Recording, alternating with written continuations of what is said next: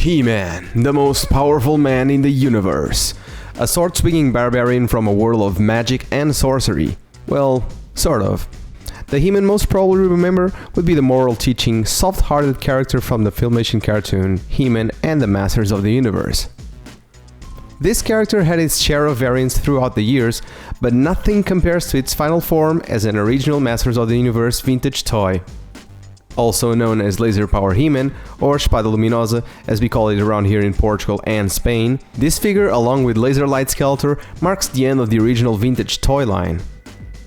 And although no mini-comics or other media are known to exist explaining the new look, it was clear that Mattel was already writing a more space-driven chapter in the Masters of the Universe story, which would later become the New Adventures of He-Man toy line and cartoon.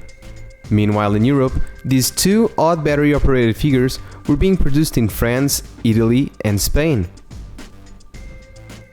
With a flick of an arm, you can see He-Man's laser power in action, a feature never before seen in any other Masters of the Universe figures back then. This incredible and mysterious lightning sword is powered by a 1.5 volt AA battery which He-Man has to carry in his gigantic backpack throughout the universe. Laser Power He-Man featured a complete redesign, with 100% unique accessories and a taller, completely redesigned body from boots to head. Also the M in the belt, if you're wondering, stands for Musclor. That's how the French called He-Man. It would be impossible for one to recognize this guy as the charismatic barbarian everyone knew and loved. And while Italian and French versions were featuring an alleged Dolph Lundgren head, the Spanish decided to maintain the original classic He-Man head, oddly making this figure, especially nowadays, more sought after than the other versions. Everything else though is exactly the same, even down to the mold, which reads Italy 1987 on both versions. The figure comes with 4 accessories: the chest piece, the backpack, the arm shield, and of course, light up sword. Because all of these play a role with each other, it's easy to understand why removing one accessory would most likely result in losing them all.